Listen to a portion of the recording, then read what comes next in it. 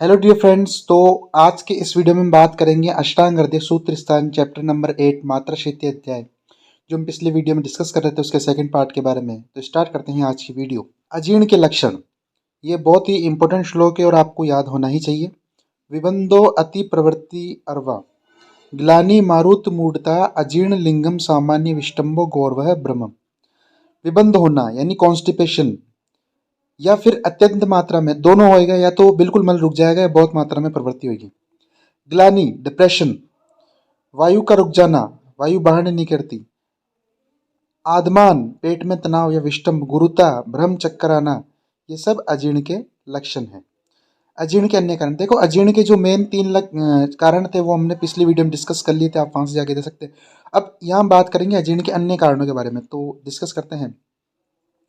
न चाति मात्रा मेवन आम दोषाय केवलम द्विष्ट विष्टम्बी धा गुरु रूक्ष हिम शुचि विदाहि शुष्क मत्य भूपल्लुम चानम न जीर्यति उपतप्तेन भुक्तम च शोक क्रोध शुदादिभी। तो इसके अन्य रीजंस में आते हैं द्विष्ट, अप्रिय भोजन, यानी जो सब्जी हमको पसंद नहीं है, जो खाना हमको पसंद नहीं, वैसा भोजन करना। विष्टम्भी कारक, पेट में तनाव उत्पन्न करने वाला, ठीक है। ये जो सारे फास्ट फूड वगैरह ये सब विष्टम्भी कारक है। दग्ध, जला हुआ, बहुत ज़्यादा पका हुआ। आम, या तो बिल्कुल कच्चा। गुरु, भारी। रूक्ष, ड्राई। हिम, ठंडा। अशुचि यानी अपवित्र। विदाही, दाह उत्पन्न करने वाला, बहुत तीखी मिर्ची वाला खाना, ये सब। सूखा, बिल्कुल सूखा या अत्यंत जलपान करने से भी भोजन का पाचन नहीं होता। या तीन कंडीशन है कि आप शोक में है, कोई डिप्रेशन है, कोई टेंशन है, क्रोध में है, या बहुत ज़्यादा भूख लगी तो भी फिर अन्न का पाचन नहीं होता है, ठीक है। तीन कंडीशन है भोजन को लेकर, ये आपको 2 नंबर में पूछी जा सकती है कि शमशन, अध्यशन और विश्वासन क्या होता है।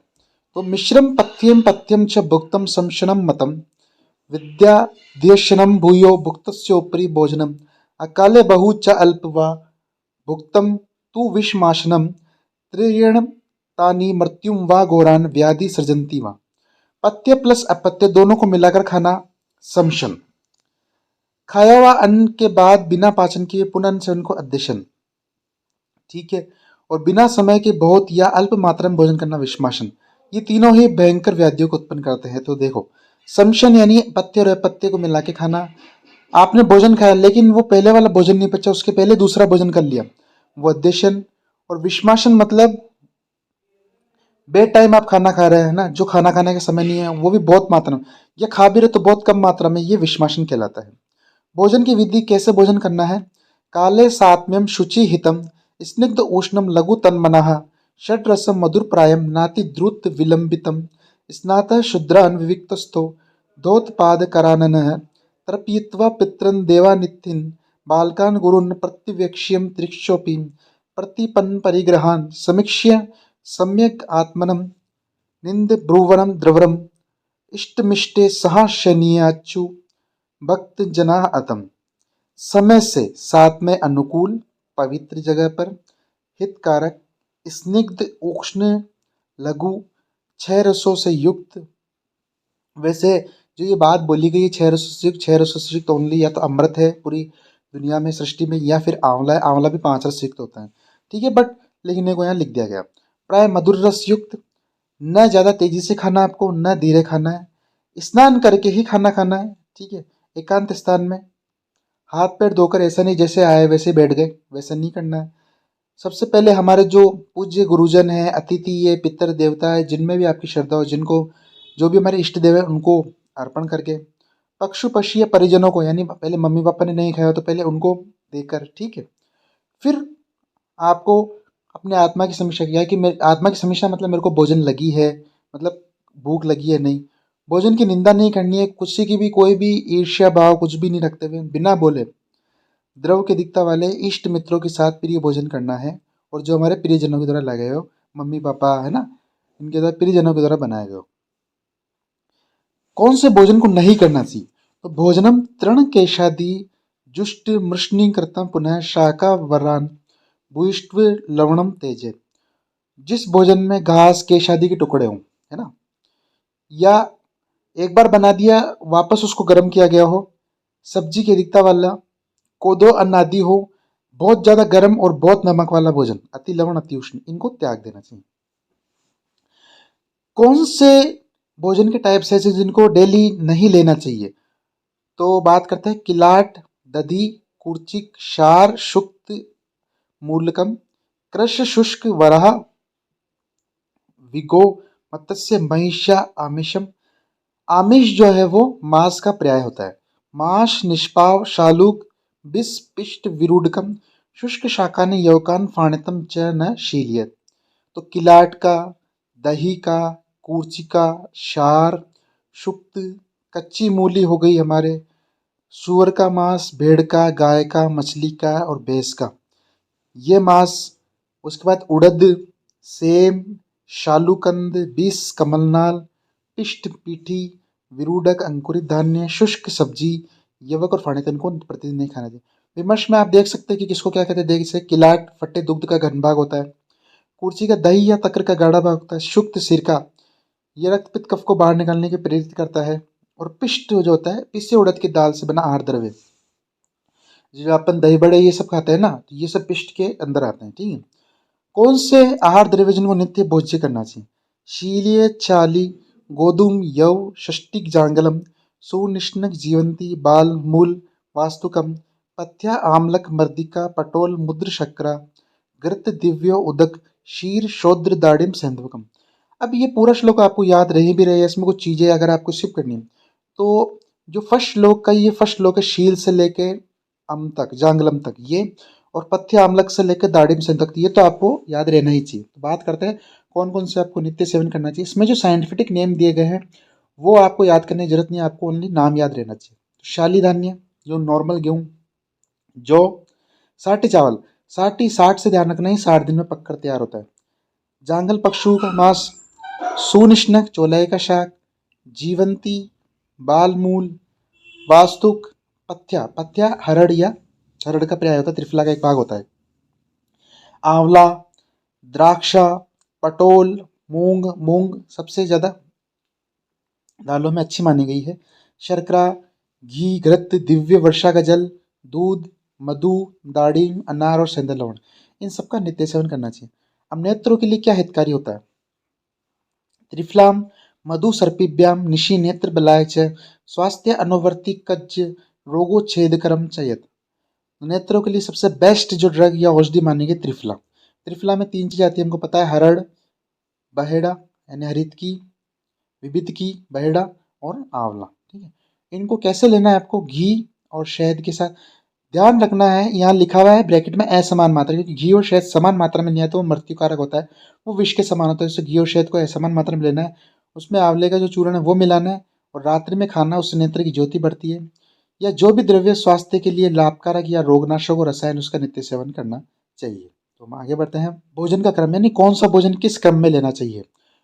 बिसे, शूम, मोच, चोम, आम्रोदक, उत्कादिकम, आद्याद द्रव्य गुरु स्निग्धम स्वादु मंदम, स्थिरम पुनः विपरीत मश्चंता, मध्य अम्ल लवणोत्कम। बिस कमलनाल, इक मोच केला, चोंच नारियल का फल, आम, मोदक लड्डू और उत्कारी का पूड़ी। जो गुरु पदार्थ है या स्निग्ध, मधुर, मंद, स्थिर, ये सभी गुरु पदार्थ की गुण होते हैं। इनको भोजन के पहले खाना चाहिए और लघु रुक्ष कटु और द्रव्य भोजनों को अंत में खाना चाहिए, और मध्य में अम्ल लवण और शुक्त उत्कट द्रव्य का सेवन करना है। इसके ऐसा क्यों करना है? क्योंकि भोजन करने के बाद वात कफ पित्त और वायु की वृद्धि होती है।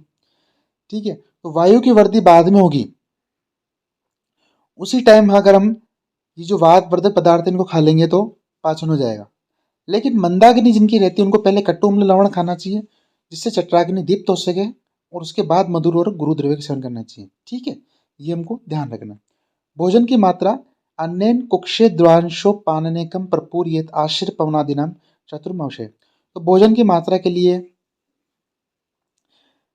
यहाँ 4 भागों में उदर को बांटना है। उसमें 2 भाग कौन से? एक को द्रव पदार्थ से और चौथे भाग का वातज से। तो यहाँ बताया गया कि 4 भाग का उदर में विभाजन किया गया है। उसमें 2 भाग अपने ठोस सॉलिड पदार्थ, एक भाग में द्रव, और एक भाग में जो वातादि दोषों की गति होगी उनके लिए छोड़ देनी चाहिए। लेकिन चरक कुक्षी को 3 भाग में विभाग करता है, एक भाग में अन्न, एक में द्रव और तीसरे को वातादि के लिए। कोई डिफरेंस नहीं है। चरक 3 मानता है, अष्टांग हृदय 4 मानता है, जो चरक में सॉलिड पार्ट था वो एक भाग में होता है और यहाँ सॉलिड पार्ट दो भाग में होता है। बाकी द्रव और जो वातायित दोषों के लिए एक स्थान है वो दोनों में समान रहता है। भोजनोत्तर अनुपान। अनुपानम हिम वारी यौ गोधुम यो हितम ददनी मध्य विशेषोद्रे कोष्णम पिष्ट मोयु शाकुम दुविक्रतो मस्तु काम्ल अंचिकम सुराकृशानां पुष्ट्यर्थम स्थूलानां तु मधुदकम शोषे मास रसो मध्यम मासे स्वल्पे च पावके व्याधि औषधा दे भाष्य स्त्री लंघन अत्कर्मे भी क्षीणे वृद्धि च बाल्य च पयपथ्य अमृतम। तो भोजनोत्तर अनुपान, आपने जौ गेहूँ ये सब खाया है, ये जो अन्न है। उसके बाद शीतल जल को सबसे बेस्ट अनुपान माना गया है। दही, मद्य, अल्कोहल, विष और शोद्र, इनके बाद भी शीतल जल का अनुपान करते हैं। लेकिन पिट्ठी, उड़द, पिसा हुआ से बने खाद्य पदार्थ के सेवन के बाद उष्ण जल लेते हैं। शाक, वेजिटेबल्स, मूंग, इनसे बनने के बाद मस्तु यानी सारी अम्लीय चीजें, मस्तु, खट्टा, मट्ठा, तक्र, अम्ल और कांजी का अनुपान के रूप में लेते हैं। और दुर्बल व्यक्ति है उसकी पुष्टि के लिए सुरा का अनुपान, स्थूल व्यक्ति को क्रश करने के लिए मधु को जल के साथ, अगर दुर्बल को पुष्ट करना है तो अल्कोहल, सुरा का पान, और स्थूल को अगर क्रश करना है तो मधु जल के साथ। शरीर के सूखने पर मांस रस, ठीक है। और मंदाग्नि जिसके उसको मद्य के अनुपान के रूप में देते हैं। व्याधि है औषध, रास्ता चलने से, अत्यधिक भाषण करने से, स्त्री सेवन से, अत्यधिक लंघन फास्टिंग से, धूप से, काम करने से, श्रम से पीड़ित हुआ है, क्षीण, वृद्ध और बालक, इन सभी को दूध का अनुपान देना ये इनके लिए अमृत के समान लाभकारक पथ्य होता है। विमर्श में जैसे दिया गया अनुपान दो शब्दों से मिलकर बना अनु प्लस पान, यानी बाद में पान किया गया। इसकी निरुक्ति है अनु पश्चात पीयते अत्य अनुपान, हेमाद्रि के द्वारा। अनुपान की परिभाषा है कि विपरीतम तदस्य गुणे स्याद विरोधी च अनुपानम समासने सर्वदा तत्पश्चात। जो द्रव्य अन्न के गुणों के विपरीत हो, उस अन्न के साथ सेवन करने पे विरोधी ना होता हो, वह उसका अनुपान होता है, सर्वदा उत्पन्न होता है। चरक में इसके लिए यही लाइन है लेकिन थोड़ा मॉडिफाई है। चरक में ये कहा गया कि वह अनुपान जो आहार या अन्य गुणों के विपरीत हो लेकिन वो धातु का विरोधी नहीं होना चाहिए, ठीक है। अनुपान के गुण क्या क्या होता है अनुपान से? अनुपानम करोति ऊर्जा तृप्ति व्याप्तिम दृढ़ताम असंग शैथिल्यम विक्लित जराण च। अनुपान सेवन से हमको ऊर्जा मिलती है, तृप्ति होती है, व्याप्ति, पूरा अन्न संपूर्ण शरीर में फैल जाता है। कहने का मतलब जो आहार बनता है वो शरीर में धातुओं का पोषण करता है, शरीर में दृढ़ता उत्पन्न होती है, अंगों में ढीलापन, शिथिलता, मुलायम करना और पाचन करना, ये सब काम अनुपान के होते हैं। अनुपान के अयोग्य व्यक्ति न ऊर्ध्व जत्रु श्वास कोर शत पीने से गीत भाष्य प्रसंगे च स्वर भेद च दे। बहुत ही इंपॉर्टेंट श्लोक है, ध्यान रहना चाहिए आपको, 2 नंबर में पूछा जा सकता है। ऊर्ध्व जत्रुगत यानी क्लेविकल के ऊपर जितने भी डिजीज है उनमें श्वास, डिस्पनिया, कास, उरशत, जो टीबी का जब रोग कहते हैं उरशत मतलब पीनस, राइनाइटिस, नाक में जुकाम वुकाम, जो अत्यधिक गाना गाते हैं या अत्यधिक बोलते भाषण करते हैं या और स्वर भेद, उनको अनुपान का सेवन नहीं करनी है। अनुपान के अयोग्य रोग कौन से होते हैं? प्रक्लिन्न देह में अक्षी गल रोग वर्ण अतुरा पानम तेज, जिनमें क्लेद की अधिकता है यानी प्रमेय है। नेत्र के रोग जिनको हैं, कंठ के रोग और वर्ण के रोग, इनको अनुपान नहीं लेना चाहिए। अनुपान के पश्चात क्या क्या करना चाहिए? सर्वश्च भाष्य अध्यशनम त्यजेत पीत्वा भुक्ता आतपम बहि यान प्लम। अध्व घूमना, ठीक है, सोना, ये त्याग देना चाहिए। आतप धूप में बैठना, बहिर अग्नि, यान सवारी, प्लव वाहन तैरने की सवारी, इन सभी का त्याग कर देना चाहिए। भोजन का समय कौन सी कंडीशन पे भोजन करना चाहिए? प्रसष्टे विणमूत्रे हृदि सुविमले दोषे स्वपतगे विशुद्धे च उद्वारे शुद्ध उपगमने वाते अनुसरति तथा आग्रवुद्धिकृते विशुद्ध करण देह च सुलघो प्रयुंजित आहारम विधि नियमितम कालम यह सह ही मतः।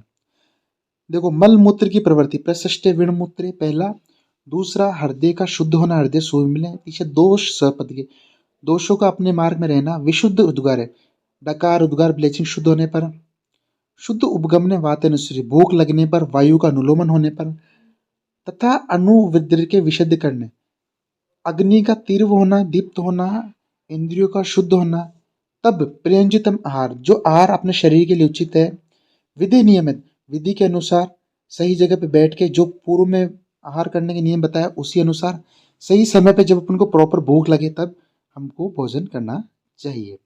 तो आज के इस चैप्टर में हमने डिस्कस करा अजीर्ण के कारणों के बारे में, फिर भोजन किस तरह से करना चाहिए, समशन, अध्यशन, विषमाशन के बारे में। उसके अलावा कौन सा भोजन नहीं करना चाहिए, कौन सा भोजन रोज करना चाहिए, नेत्रों के लिए क्या हितकारक होता है, भोजन किस क्रम में करना चाहिए, कौन सी मात्रा में करना चाहिए, अनुपान में क्या लेना चाहिए, कौन कौन से व्यक्तियों के लिए किन को नहीं लेना चाहिए, किन रोगों में नहीं लेना चाहिए, उसके अलावा किन कौन से समय पे भोजन करना चाहिए, ये सब आपने डिस्कस करा। Thank you.